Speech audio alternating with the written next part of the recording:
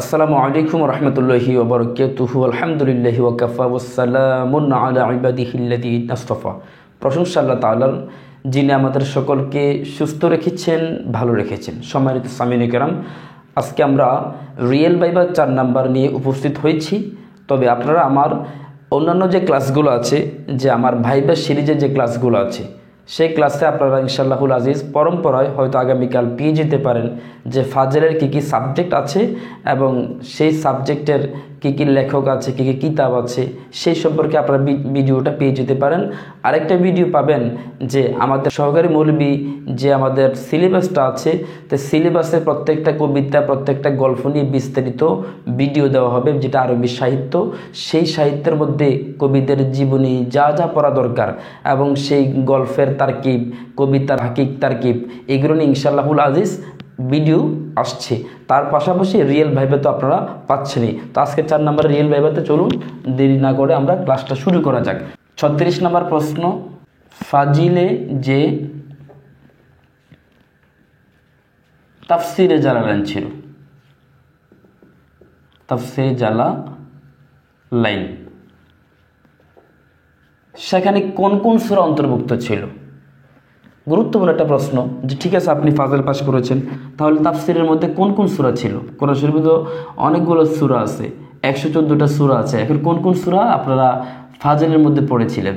আপনি প্রথমে বলবেন যে সূরা আন-নূর ছিল, সূরা ইয়াসিন ছিল, সূরা আর-রহমান ছিল, সূরা হুজুরাত ছিল, তারপর সূরা ফাতাহ ছিল, প্লাস 30তম পারা ছিল। এটা হচ্ছে যে ফাজলের আমাদের যে সিলেবাস, সেই সিলেবাসে এই 6টা সূরা ছিল। আলহামদুলিল্লাহ। চলুন পরের প্রশ্নে। কোরআন অংশে আমাদের যে সহকারী মৌলবী নিবন্ধন পরীক্ষা হয়েছিল, সেই নিবন্ধন পরীক্ষা কোরআন অংশের সিলেবাসে কি কি সূরা ছিল? আপনাকে সিলেবাস সম্পর্কে প্রশ্ন করতেই পারে যে আপনি যে পাস করেছেন সিলেবাসটা কতটুকু আপনি জানেন। তাহলে কোরআন অংশের সিলেবাসে কি কি সূরা ছিল?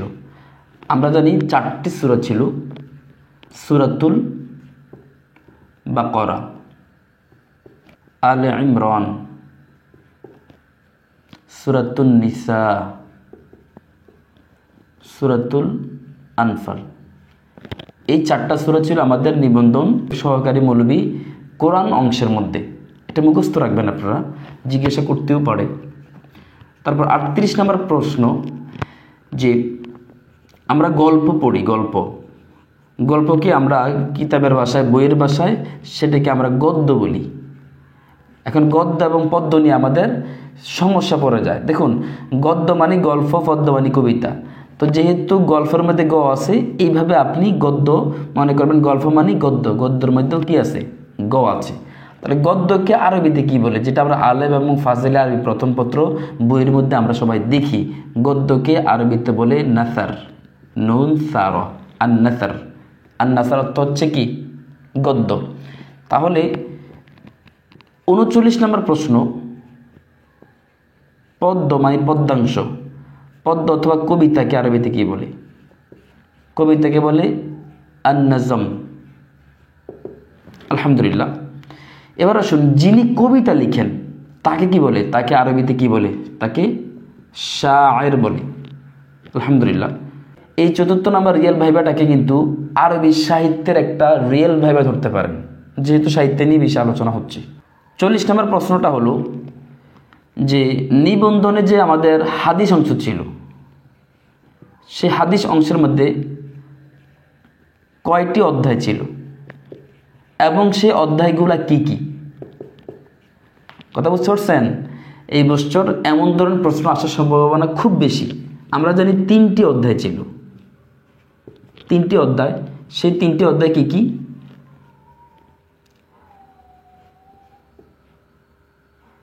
কিতাবুল ঈমান,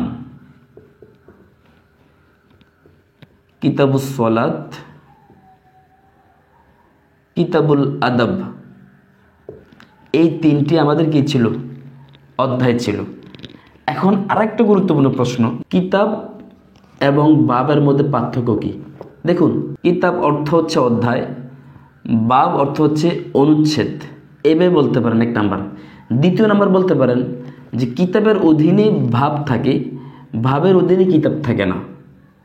ঠিক আছে, এইভাবে আলহামদুলিল্লাহ আপনারা আনসারগুলো করে দিবেন যদি আপনাদের থেকে এগুলো জানতে চায়। তারপর আসুন 42 নম্বর প্রশ্ন। তাহলে হাদিসে আমরা 3টা অধ্যায় দেখতে পেলাম। এই 3টা অধ্যায় কোন কিতাব থেকে নেওয়া হয়েছে? কোন কিতাব থেকে এই 3টা অধ্যায় সংকলন করা হয়েছে? আলহামদুলিল্লাহ, সেটা হচ্ছে মিশকাতুল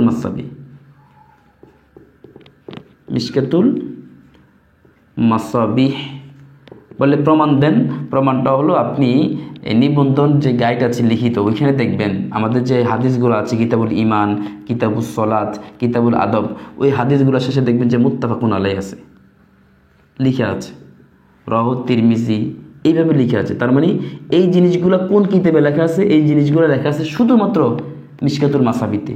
আর কোন কিতাবে এ মুত্তাফাকুন আলাইহি, রাওয়াহু তিরমিজি, রাওয়াহু ইবনে মাজাহ এভাবে লেখা নাই, শুধু মিশকাতুল মাসাবির মধ্যে আছে। আলহামদুলিল্লাহ।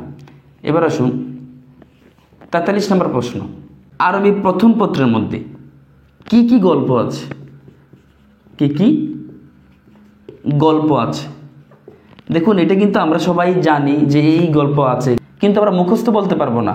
আমরা জানি, আমরা পড়েছি, কিন্তু ভাইবাতে এই প্রশ্নগুলো করলে আপনি একেবারেই আটকিয়ে যাবেন, নিস্তার পাওয়ার কোনো সুযোগ নেই। এই জন্য আমি কৌশল করে সিলেবাসকে, আরবি সাহিত্য অংশটাকে আমি কৌশল করে রিয়েলভাবে 4 নম্বরে নিয়ে আসছি।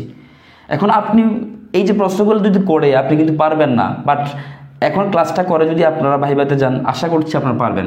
তো প্রথম নাম্বার গল্প কি? আমরা জানি প্রথম নাম্বার গল্প হচ্ছে আল মাকামাতুল কুফিয়া। আল মাকামাতুল কুফিয়া লি হামাদানি।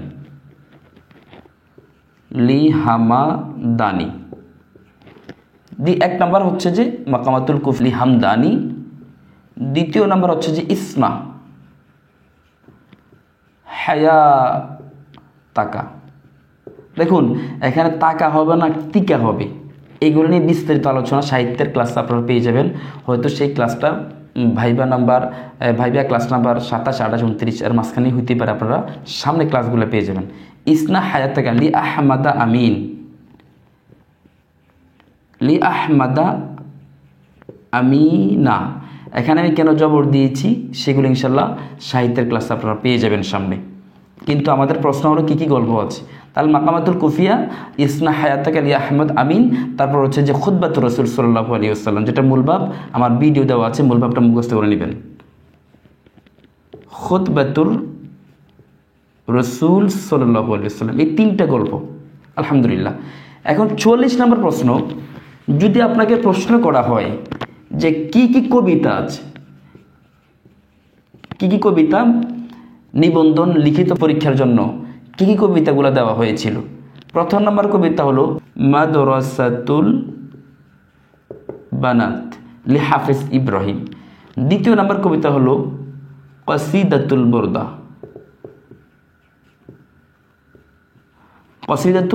বুরদা। আল মুআল্লাকাতু লি জুহাইর। এই 3টা কবিতা ছিল। তাহলে কবিতাটাও মুখস্থ করে নেবেন, কবিতাগুলো মুখস্থ করে নেবেন, তারপর এই গল্পের নামগুলো মুখস্থ করে নেবেন ইনশাআল্লাহুল আজিজ। ভাইবার যে ধারাবাহিক ক্লাসগুলো আমি দিচ্ছি, ভাইবার ক্লাস 26, 27, 28, 29, এই ক্লাসগুলোর মধ্যে আপনারা সাহিত্য নিয়ে যত প্রশ্ন আছে, যত কিছু আছে, সব কিছু আপনারা পেয়ে যাবেন। তাহলে এই প্রশ্নগুলা খুব গুরুত্বপূর্ণ আমাদের ভাইবার জন্য। আলহামদুলিল্লাহ। তাহলে রিয়েল ভাইবা 4 নম্বরের ক্লাস আমরা এতটুকুই সীমাবদ্ধ রাখি, যে ক্লাসটাকে আমরা সাহিত্যের ক্লাস হিসেবে ধরতে পারি। সাহিত্যের যত প্রশ্ন ছিল সব প্রশ্নগুলো আমি এখানে নিয়ে আসছি। আশা করছি আপনারা সিলেবাস সম্পর্কে সম্পূর্ণ ধারণা নিয়ে আপনারা কোথায় যাবেন, পরীক্ষা হলে যাবেন। আরেকটা কথা আপনাদেরকে বলে দিই, সেটা হলো যে আরবি প্রথম পত্র, দ্বিতীয় পত্র, এই আরবি প্রথম পত্র, দ্বিতীয় পত্রের মধ্যে মান বন্টনটা আপনারা জেনে যাবেন। কোরআন হাদিসের মান বন্টনটা জেনে যাবেন, ফিকা অংশের মান বন্টনটা জেনে যাবেন, ফিকার মধ্যে কোন অধ্যায় ছিল। যেমন আমরা জানি কিতাবুত তাহারাত এবং কিতাবুস সওম ছিল, আর উসুল ফিকের মধ্যে কোন অধ্যায়টা ছিল? এটা কিতাবুল্লাহ অধ্যায় ছিল। তো এই টোটালি আমাদের সহকারী মৌলবী যে লিখিত পরীক্ষার প্রশ্নের মান বন্টন, কোন কবিতা ছিল, কি গল্প ছিল, তারপর এই সমস্ত যত প্রশ্ন আছে, আশা করছি আপনারা একটা সুন্দর ধারণা পেয়েছেন। এই ধারণাটিকে কাজে লাগিয়ে, আজকের ক্লাসটাকে কাজে লাগিয়ে আপনারা সুন্দর একটা প্রস্তুতি নেবেন ভাইবার জন্য। আসসালামু আলাইকুম রহমতুল্লাহ।